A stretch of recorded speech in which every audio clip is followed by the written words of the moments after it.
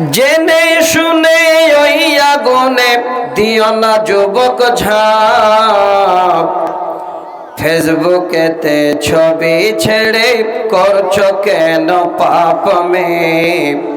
ফেসবুকেতে ছবি ছেড়ে করছো কেন পাপ? হিন্দু মুসলিম মেথর মুচি দেখে তোমাকে, মাথা কেটে উলঙ্গ ছবি লাগিয়ে দেই যে। দায়ুস বলে হবে প্রমাণ, দায়ুস বলে হবে প্রমাণ, স্বামী আর বাপ। ফেসবুকেতে ছবি ছেড়ে করছো কেন পাপ মে? ফেসবুকেতে ছবি ছেড়ে করছো কেন পাপ? বোরখায় একটা পরছো তুমি, মুখটা রাখছো খোলা, জানালাটা বন্ধ করে দরজাটা মেলা।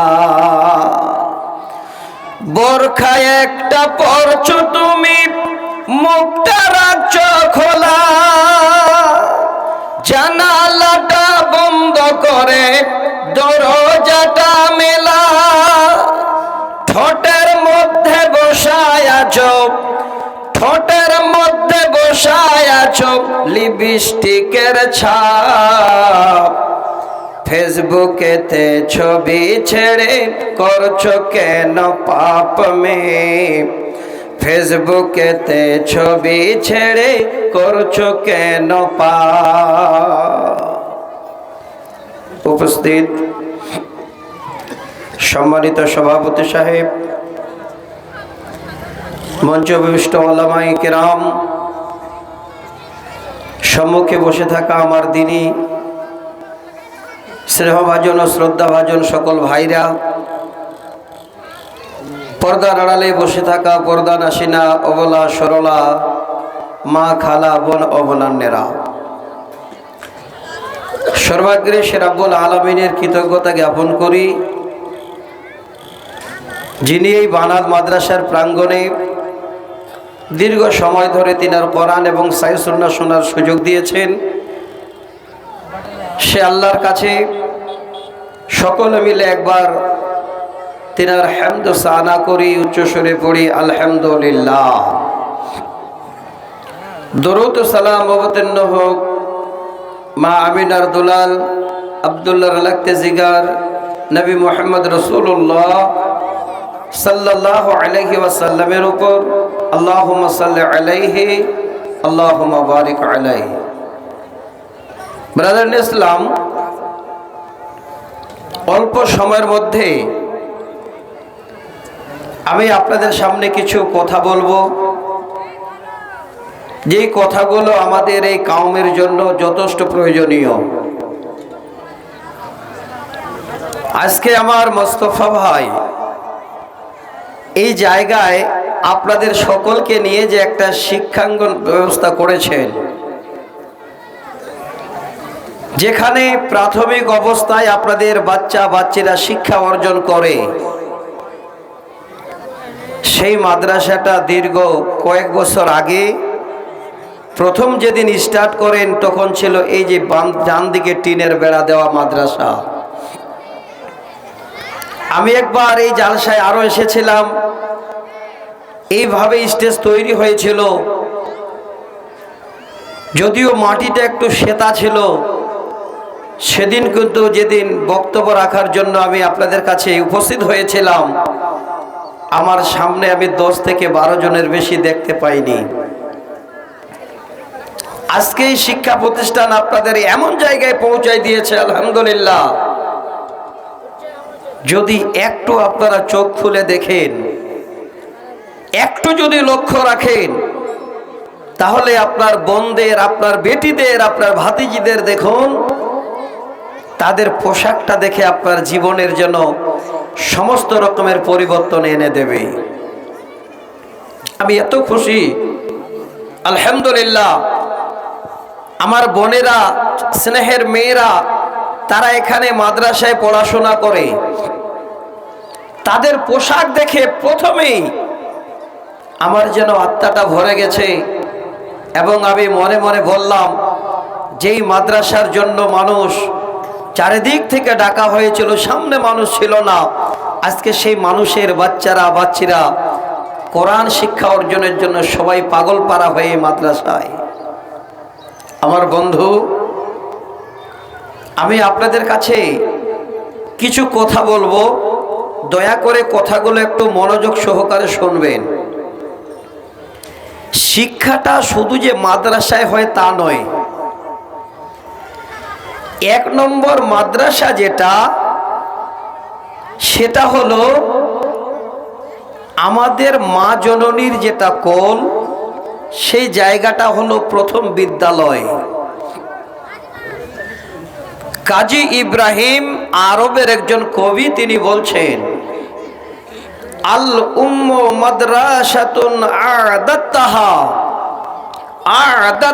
শাবান তাইয়্যিবাল আগরাত। মা জননীর কোল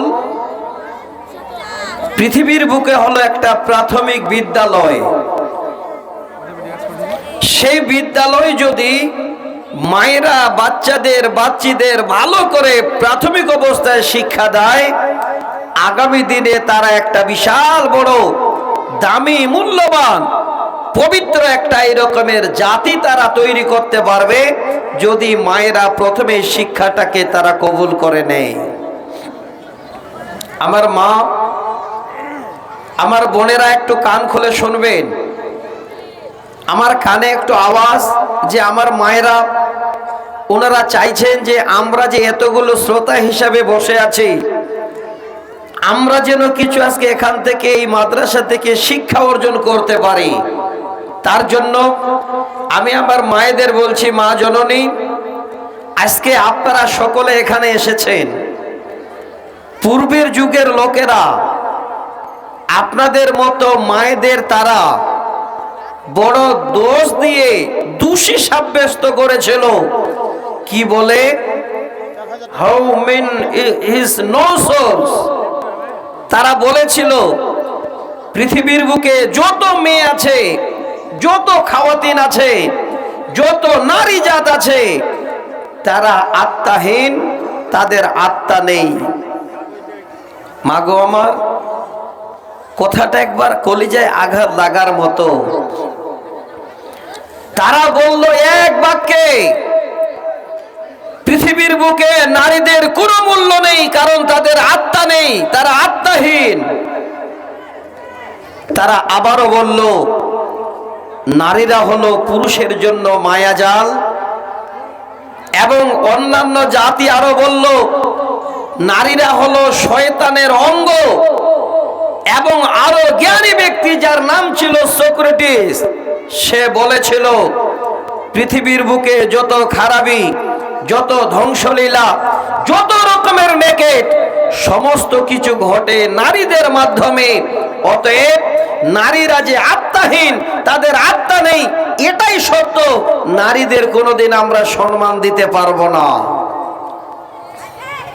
কোনোদিন তারা নারীদের সঙ্গে ভালো ব্যবহার করেনি। একমাত্র সম্মান আমার মায়েরা পেল যেদিন পৃথিবীর বুকে ইসলাম নামক ধর্ম আসলো, যেদিন আল্লাহর কোরআন আসলো, সেদিন থেকে আমার মায়েরা এই দুনিয়ার বুকে তারা সম্মানের এই বার্তাটা পেল, এই সম্মানের জায়গাটুকু পেল। আল্লাহ বলছে, রব্বুল আলামিন বলেন, বিসমিল্লাহির রহমানির রহিম। ওয়াল মুমিনুনা ওয়াল মুমিনাতু বা'যুহুম আউলিয়াউ বা'যিন। মুমিন পুরুষ এবং মুমিনা নারী এক অপরের তারা সহায়ক, এক অপরের বন্ধু, ইয়ামরুনা বিল মারুফি ওয়া ইয়ানহাউনা আনিল মুনকার। পুরুষেরা যেমন ভালো কাজের আদেশ করবে, নারীরাও তেমন ভালো কাজের আদেশ করবে। পুরুষেরা যেমন খারাপ কাজ থেকে বাধা প্রদান করবে, নারীরাও তেমন খারাপ কাজ থেকে বাধা প্রদান করবে। আল্লাহ পাক বলেন, হে বিশ্বের বান্দা বান্দিরে, আমি আল্লাহ তোমাদের এক অপরের পাশে যেন সম্মানের বার্তা দিলাম। মা জননী, কোরআন যদি না আসতো, আল্লাহ পাক যদি এই বাণী না অবতীর্ণ করতেন, তাহলে আপনাদের আর এখানে পর্দার ভিতরে বসতে হতো না, আপনাদের ঘরে আর থাকতে হতো না। আপনাদের মতো নারীদেরকে পুরুষেরা সদা সর্বদা বাইরে থাকার জায়গা করে দিয়ে আপনাদের সঙ্গে সারা জীবন খারাপ ব্যবহার করত। একমাত্র শান্তির বার্তা দিয়েছে ইসলাম। আজকে আপনারা এত বড় শান্তি পেয়েছেন ইসলাম আসার কারণে। আজকে আপনারা নারী পুরুষ একসঙ্গে আমরা বসে কোরআন শোনার সুযোগ পেয়েছি।